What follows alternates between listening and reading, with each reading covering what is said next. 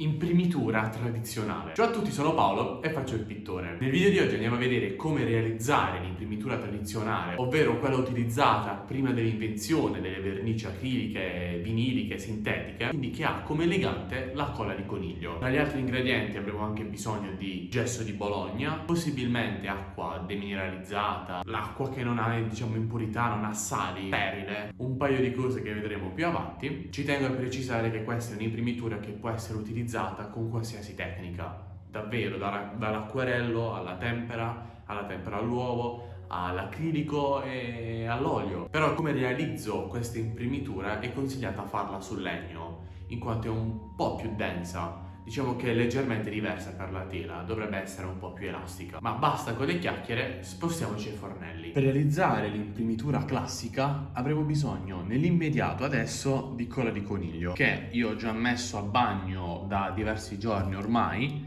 ed è così. In questa colla di coniglio mi dice il rapporto è di 1 litro a 100 grammi. Quindi io questo barattolo di Nutella ho messo in 400 grammi d'acqua, 40 grammi di colla di coniglio. Ho la sfortuna di avere il frigorifero rotto, cioè che tutto ciò che c'è dentro si congela, così mi mantiene fresco senza che ci sia la proliferazione di muffe all'interno, e quindi sempre pronto all'uso. Almeno in inverno è un'ottima cosa. E quindi aspettiamo una notte affinché tutti i granelli di colla di coniglio assorbino l'acqua. Il giorno dopo possiamo sciogliere la nostra colla di coniglio. In questo caso io l'ho già fatta anche un po' per velocizzare, anche se la mia colla si è congelata. Non è un problema, quando si scioglierà sarà pronto all'uso.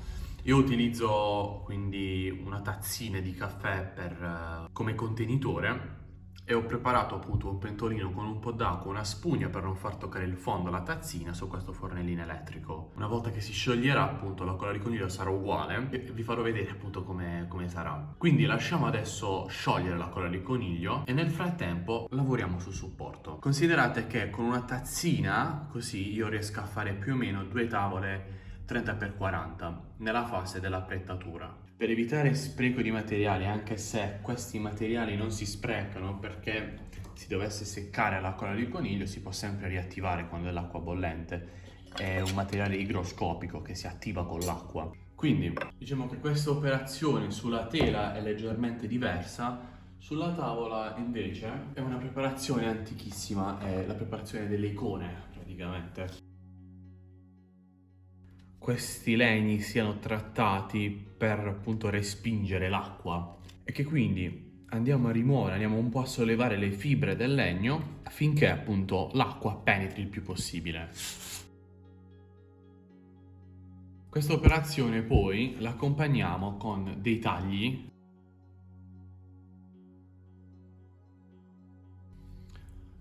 Considerate che il compensato è il legno più stabile oggi, proprio per la sua forma a strati, quindi che va sia in una direzione che nell'altra. Infatti se nel passato loro avessero avuto questa possibilità, io sono sicuro che l'avrebbero utilizzata. Solitamente prima si utilizzava legno in pioppo, in tiglio, però la maggior parte di questi poi sono imbarcati. Quindi adesso lascio sciogliere la colla di coniglio e prepariamo la tavola. Quando la colla di coniglio si sarà sciolta, sarà così. Non ci saranno più granuli, non ci sarà più nulla. Quindi in questa fase adesso dobbiamo apprettare questa tavola, così, con una piattina.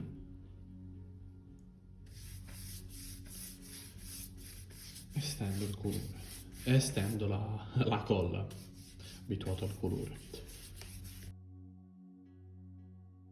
Considerate che tutta la tavola deve essere bagnata, ma non dobbiamo preoccuparci di stenderla in modo così omogeneo, anche perché si asciuga molto velocemente e che al calore si riattiva. Dobbiamo fare in modo che ci sia molta colla, proprio per preparare la tavola a quando metteremo la tela. Considerate, la tela verrà messa con lo stesso procedimento, quindi sempre con colla di coniglio, riscaldata, e al calore questo strato di colla che sarà asciugato si riattiverà e quindi la tela sopra si andrà a consolidare con il nuovo strato di colla e quello vecchio. Lasciamo asciugare il supporto Non appena appunto sarà pronto, ci ritorneremo. Per conservare questa colla di coniglio, vi consiglio di prendere un aceto di vino bianco. Maggiore sarà l'acidità, più sarà conservante, proprio perché l'aceto contiene dei biofenoli, dei fenoli. Mettiamo una goccia all'interno e questi fenoli appunto serviranno a prevenire la formazione di muffe, quindi proteggerà la nostra colla. Nel mentre che aspettiamo, cominciamo a fare già il gesso. Su internet, sui manuali esistono diverse ricette, questa è la mia, quindi se volete lasciate la vostra ricetta del gesso. La colla di coniglio che abbiamo messo a bagnomaria, le quantità dell'acqua già possiede, insomma, la giusta quantità di acqua. C'è chi dice di mettere più gesso, c'è chi dice di mettere più colla, chi di allungare con l'acqua. Questo è il mio procedimento, per me funziona nelle mie opere. Metto a bagnomaria la colla di coniglio e la faccio sciogliere. Aggiungo già qualche goccia di aceto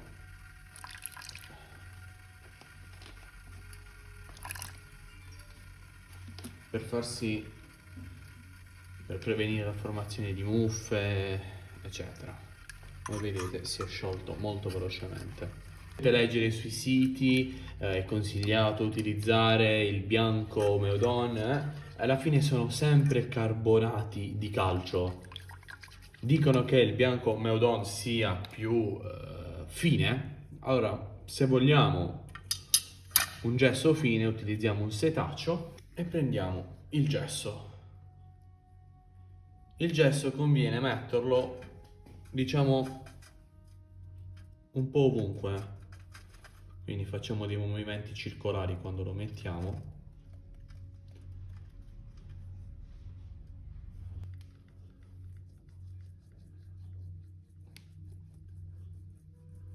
Non esistono quantità, cioè c'è gente che dà quantità, però secondo me, ma il mio metodo è quello che utilizzo io per il gesso, è quello di fare in modo che sia l'acqua stessa a decidere quanto gesso prendersi, tra virgolette, e questa cosa la possiamo fare soltanto versando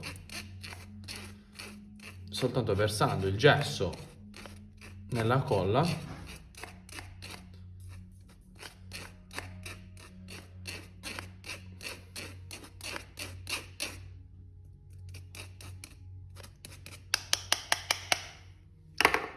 Quindi ripetiamo questa operazione fino a quando l'acqua inizierà a rigettare il gesso.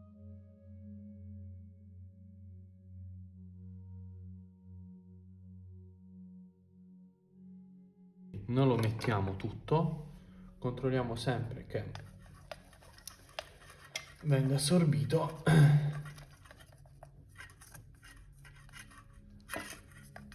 Già il fatto che non si bagna velocemente vuol dire che è quasi saturo. Vuol dire che l'acqua è quasi satura, insomma, di gesso. Come vedete rimane ancora in superficie.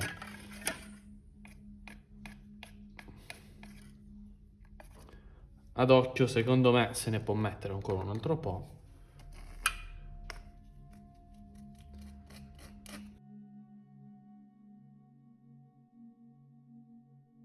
Quasi che ci ritroviamo alle stesse quantità di colla se contiamo i misurini che ho utilizzato. Circa 2,5 di colla, circa 2,5 di gesso. L'acqua, mi raccomando, deve essere calda, ma il gesso non deve bollire. Queste sono bolle d'aria che si stanno formando, ma non è nulla di che. Diciamo che ci deve essere un buon equilibrio tra il gesso e la colla. Per una tela dovrebbe essere un po' più liquido e anche più elastico. Difatti possiamo aggiungere del miele, un cucchiaino, o anche dell'olio di lino, ma qualche goccia proprio, come prevede la preparazione delle icone. Ne metto 5-6 gocce.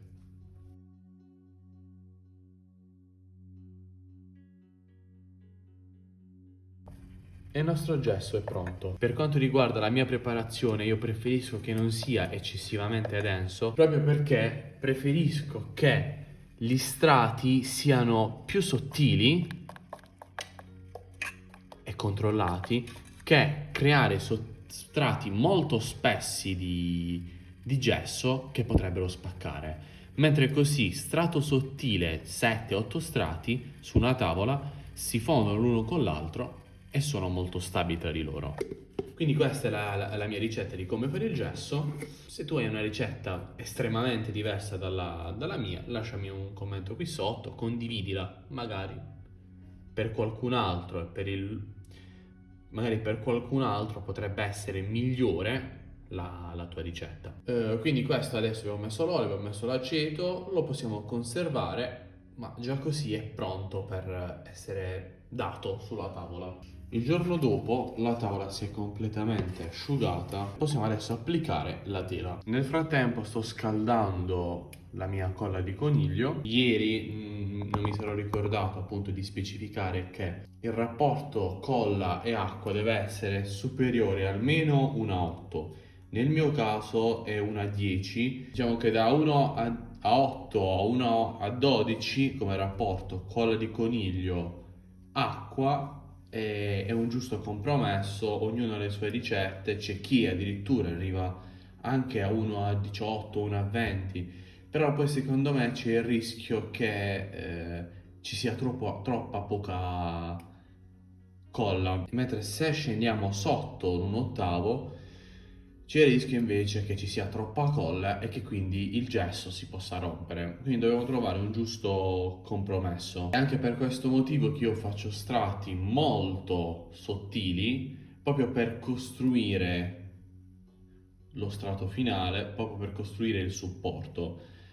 Molti invece impastano, utilizzano tanto gesso, e però tanto gesso poi si può incorrere in ulteriori problemi. E adesso riscaldiamo la colla di coniglio e nel frattempo ho ritagliato un po' di cotone vecchio che sto riciclando, 100% puro, privo di acidi, insomma è una cosa abbastanza vecchia probabilmente. Semplicemente ho ritagliato un pezzo di cotone, ve lo faccio vedere, che sia più o meno della stessa grandezza del legno, anche perché poi questi bordi verranno tagliati.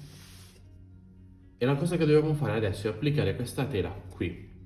C'è chi dice bagna solo il supporto, applica la tela, lascia asciugare e poi gli dai un secondo strato di colla di coniglio sopra. Nel mio caso invece io evito di fare questi due passaggi. Bagneremo adesso con la colla di coniglio il supporto, metteremo la tela che si bagnerà e da sopra poi interverremo con altra colla di coniglio per far uscire tutte le bolle d'aria. Ok, la nostra colla di coniglio è pronta, quindi prendo questa pennellessa, che se notate è sempre la stessa,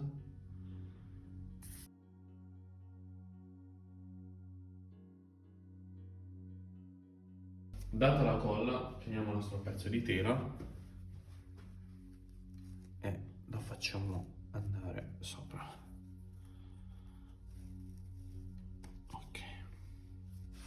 La tiriamo un po', sistemiamo e togliamo tutte le pieghe.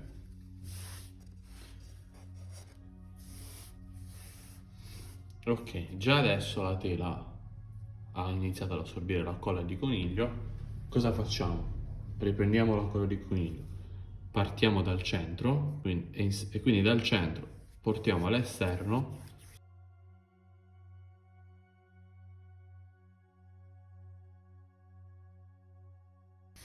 Considerate che in questo momento stiamo anche riattivando la colla che abbiamo messo nel primo strato.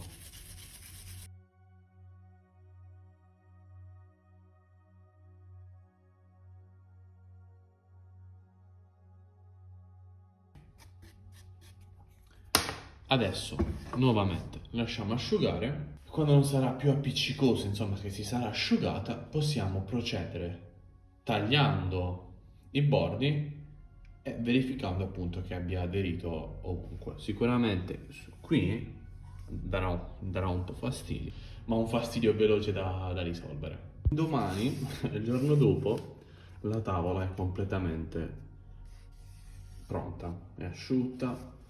Sembra che non ci siano punti dove la cola non abbia fatto presa. Adesso taglio i bordi e nel frattempo sto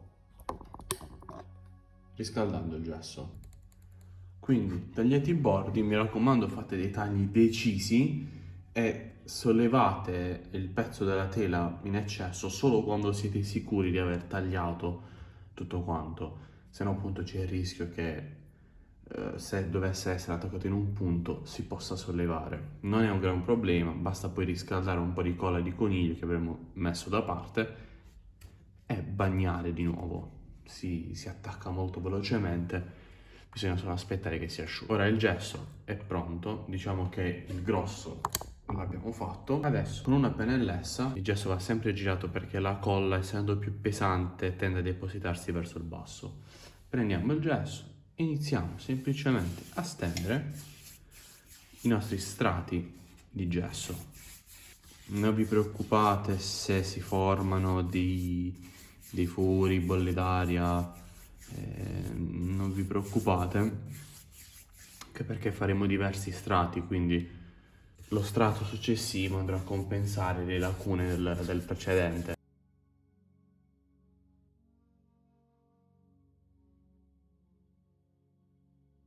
Potremmo anche utilizzare un pennello più morbido, però così, utilizzando un pennello in setro, di maiale, insomma, un pennello economico, queste strisce che crea il pennello funzionano da aggrappante per lo strato successivo. Ora, questa è un po' la pecca di fare questa preparazione. Abbiamo fatto il primo strato, lo lasciamo asciugare e non accelerate il processo. Fate in modo che si asciughi da solo. Nella stessa giornata possiamo già fare il secondo strato. In questo caso vado in senso sul lato corto, come avevo detto prima.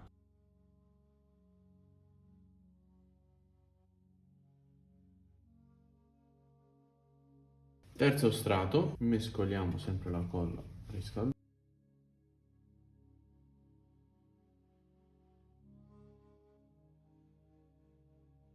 Allora, questo è il quarto strato, ulteriore strato.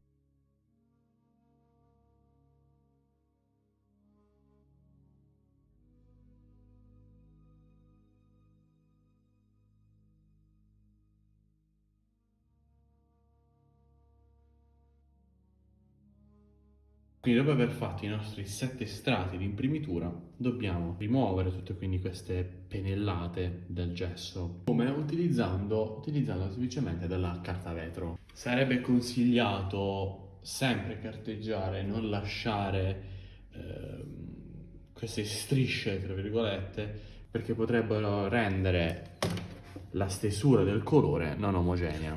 Quindi, pezzo di legno, carta vetro, questa è una 120. Inizio ad andare in senso circolare su tutta la superficie.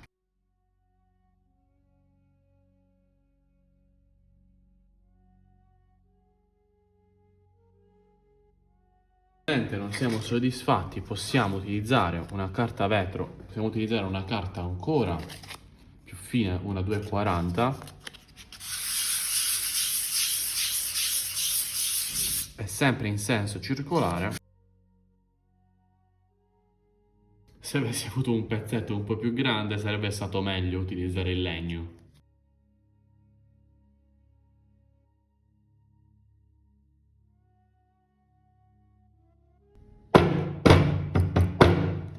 E il nostro supporto è completato. Eventualmente se non siamo proprio soddisfatti, in effetti in alcuni punti, non penso si vede in telecamera, ma potrei dare uno strato leggerissimo di gesso e quindi un po' più diluito e infine carteggiare nuovamente, anche se così sono già pienamente soddisfatto. E quindi questo era come realizzare l'imprimitura tradizionale. Fatemi sapere se vorreste vedermi all'azione su questa tavola, anche se non so se ve ne siete accorti, ma ho già lavorato sui video su questa imprimitura, lasciatemi un suggerimento qui sotto. Ti chiedo di lasciare un mi piace se questo video ti è stato d'aiuto, un commento per condividere la tua opinione e di iscriverti al canale per allargare questa compagnia d'arte che stiamo costruendo qui su YouTube. Grazie se avete visto tutto il video, arrivederci.